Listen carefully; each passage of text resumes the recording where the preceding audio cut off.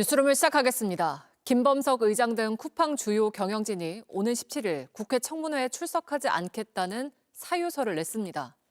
최민희 국회 과학기술정보방송통신위원장은 불출석 사유서를 허가하지 않겠다면서 책임을 묻겠다고 했습니다. 그동안 번번이 국회 출석 요구에 응하지 않았던 김범석 의장은 이번에도 해외 체류를 사유로 들었습니다. 김한수 기자입니다. 쿠팡 김범석 의장이 오늘 국회 과학기술정보방송통신위에 제출한 불출석 사유서입니다.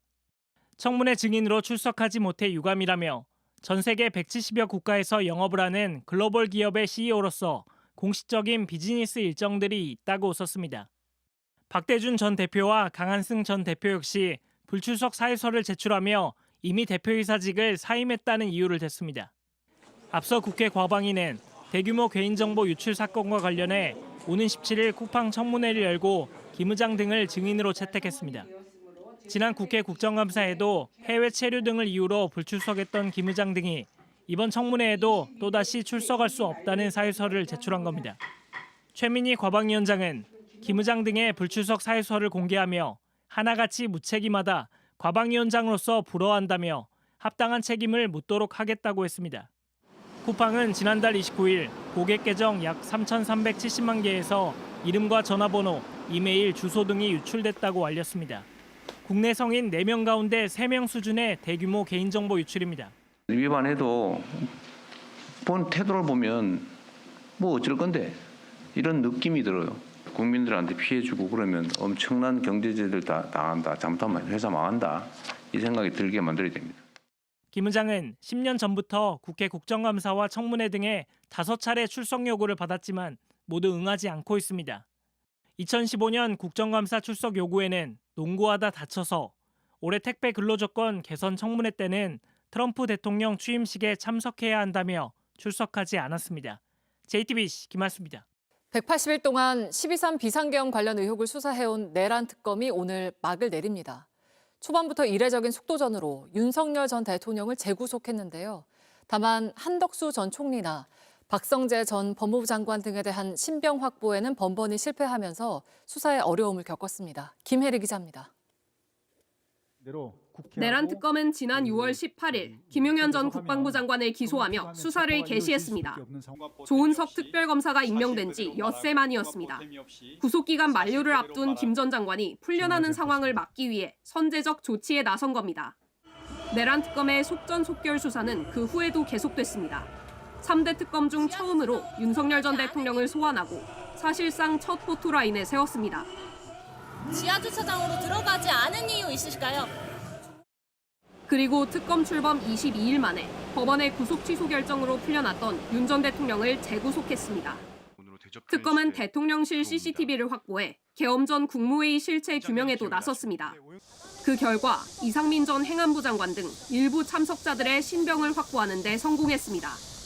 하지만 국정이인자였던 한덕수 전 총리에 이어 박성재 전 법무부 장관의 구속영장은 법원에서 2차례나 기각되면서 난관을 겪었습니다. 사실상 내란 공범이라 보고 영장을 청구했지만 법원이 잇따라 다툴 여지가 있다며 이를 받아들이지 않으면서 수사에 제동이 걸린 겁니다. 국회의 계엄 해제 표결 방해 의혹도 관심을 끌었던 수사 대상 중 하나였지만 가장 핵심 인물이었던 추경호 전 국민의힘 원내대표 구속도 불발됐습니다. 다만 특검은 수사 막바지에 김건희 씨가 박성재 전 장관을 통해 본인 수사에 개입하려 한 정황을 새로 포착하며 주목을 받았습니다. 지난해 5월 명품백 전담 수사팀이 생기자 그 배경을 파악해야 한다는 메시지를 보내고 수사 지휘 라인이 전부 교체된 날 통화한 내역까지 확인한 겁니다. 이에 더해 박 전 장관이 김 씨 수사 상황을 직접 보고받은 증거도 확보해 청탁금지법 위반 혐의로 추가 기소하는 등 막판까지 의혹 규명에 수사력을 집중했습니다. 조 특검은 이런 내용을 담은 종합 수사 결과를 내일 오전 발표합니다. JTBC 김혜리입니다. 이틀 전 업무보고에서 이재명 대통령에게 공개적으로 질책을 받았던 이학재 인천국제공항공사 사장이 오늘 입장을 냈습니다. 인천공항을 30년 다닌 직원들도 모르는 내용이었는데 책갈피에 달러를 숨기면 검색되지 않는다는 사실이 온 세상에 알려졌다고 한 겁니다. 대통령실은 범죄 예방 효과가 있다고 반박했습니다. 이승환 기자입니다. 지난 12일 국토교통부 업무보고에서 이학재 인천국제공항공사 사장이 불법 외화 반출 의혹에 대해 제대로 답변하지 못하자 이재명 대통령이 말을 끊습니다. 적발이 돼갖고 세관으로 넘겨. 참 말이 기십니다. 가능하냐 안 하냐 묻는데 자꾸 옆으로 세요. 가능해요 안 해요? 예, 뭐 완벽하게 가능하지는 않을 것 같습니다. 예. 이틀 만에 이 사장이 소셜미디어에 입장문을 올렸습니다. 인천공항을 30년 다닌 직원들도 보안 검색 분야 종사자가 아니면 모르는 내용이라며 걱정스러운 것은 그 일로 책갈피에 달러를 숨기면 검색되지 않는다는 사실이 온 세상에 알려진 것이라고 했습니다. 대통령실은 정상적인 질의응답 과정이었다며 재반박에 나섰습니다.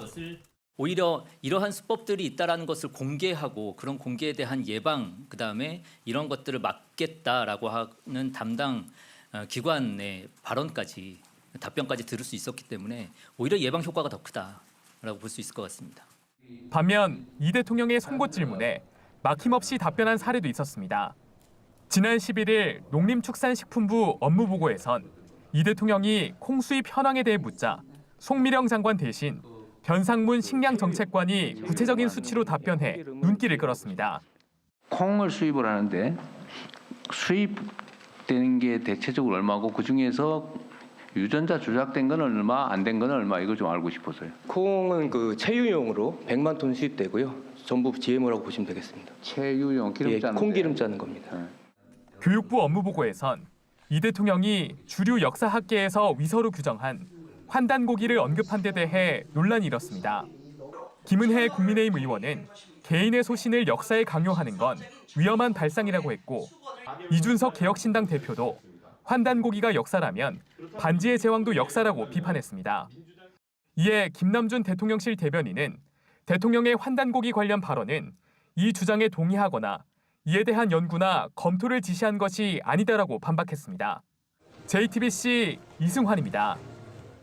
처음으로 생중계된 정무부처 업무보고에선 기관장들의 이례적인 현장 제안도 눈길을 끌었습니다. 자원 빈국인 우리나라의 희토류 재활용 문제도 그 가운데 하나인데 실제로 가능한지 박소영 기자가 취재했습니다. 이틀 전 과학기술정보통신부 업무보고가 이루어지던 중 이상원 한국방송통신 전파 진흥원장이 돌연 발언 시간을 요청했습니다.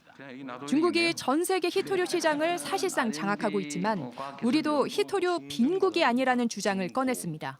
희토류가 안 나는데 왜 빈국이 아니냐? 우리나라가 지금 현재 가동하고 있는 통신 장비, 데이터 센터에 쓰고 있는 서버 장비들에 굉장히 많은 국가 지정 핵심 광물 33종이 다 들어가 있습니다. 사용 연한이 지난 통신 장비와 함께 희토류가 버려지고 있다는 건데 그 양이 한 해 4,300톤에 달합니다. 이것이 지금 어떻게 처리가 되고 있냐? 재활용하면 된다 그 말이죠? 재활용이 근데 전혀 안 되는 구조로 되어 있습니다. 실제 전자제품 폐기물에서 희토류를 추출해 재활용하는 기술은 이미 3년 전 개발했습니다. 고온에서 전기를 인가해서 희토류 금속을 만드는 거거든요.